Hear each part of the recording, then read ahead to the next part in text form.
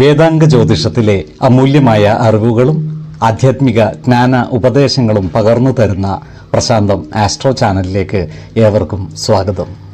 ഈ ചാനൽ ഇതുവരെയും സബ്സ്ക്രൈബ് ചെയ്യാത്തവർ ഇപ്പോൾ തന്നെ സബ്സ്ക്രൈബ് ചെയ്യുക.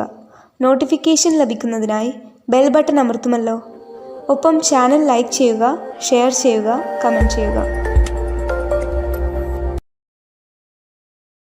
കൊല്ലവർഷം 1200 ആണ്ടിലെ മകര സംക്രമം പുണർദം നക്ഷത്രത്തിലാണ്.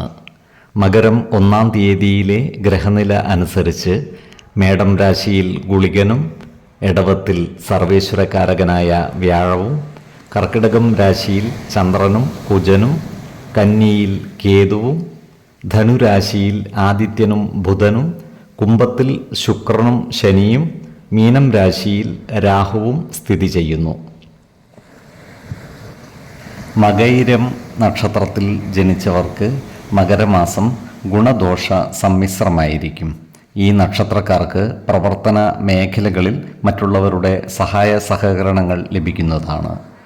ജോലിയിൽ മാറ്റങ്ങൾ വന്നു ചേരുവാനുള്ള സാധ്യതകളും കാണുന്നുണ്ട്. ജയിൽ വകുപ്പുകളിൽ ജോലി ചെയ്തു വരുന്നവർക്ക് കാര്യങ്ങൾ അനുകൂലമാണ്. ഇവർക്ക് ജോലിയിൽ പ്രമോഷൻ ലഭിക്കുവാനുള്ള സാധ്യതകളും കാണുന്നുണ്ട്. ഈ നക്ഷത്രക്കാർക്ക് ജോലിസ്ഥലത്ത് മേലുദ്യോഗസ്ഥരുടെ ഇടപെടലുകൾ ഉണ്ടാകുവാനുള്ള സാധ്യതകളും കാണുന്നുണ്ട്.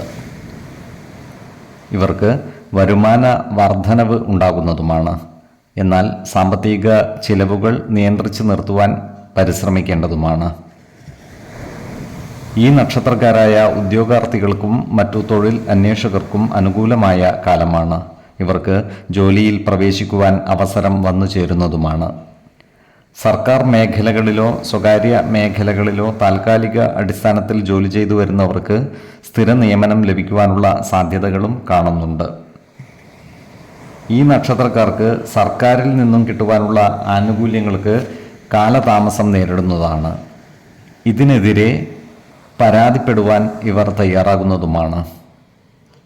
ഈ നക്ഷത്രക്കാരായ വിദ്യാർത്ഥികൾക്കും മറ്റു പഠിതാക്കൾക്കും കാര്യങ്ങൾ അനുകൂലമാണ്. ഇവർക്ക് പഠന പുരോഗതിയും പരീക്ഷാ വിജയവും ഉണ്ടാകുന്നതാണ്. ഈ നക്ഷത്രക്കാർക്ക് അയൽവക്കക്കാരുമായി ചില്ലറ അഭിപ്രായ ഭിന്നതകൾ വന്നുചേരുവാനുള്ള സാധ്യതകൾ കാണുന്നുണ്ട്. അതിനാൽ അയൽവക്കക്കാരുമായി അനാവശ്യ വാക്കുതർക്കങ്ങളിൽ ഏർപ്പെടാതിരിക്കുവാൻ പ്രത്യേകം ശ്രദ്ധിക്കേണ്ടതാണ്. എല്ലാവരുമായും നല്ല സ്നേഹ സൗഹൃദ ബന്ധങ്ങൾ നിലനിർത്തുവാൻ ശ്രദ്ധിക്കുകയും വേണം. ആരോഗ്യകാര്യങ്ങളിലും ഈ നക്ഷത്രക്കാർ ഒരു പ്രത്യേക ശ്രദ്ധ പുലർത്തുന്നത് ഗുണകരമായിരിക്കും. 7, 15, 27 തീയതികൾ അനുകൂലമാണ്.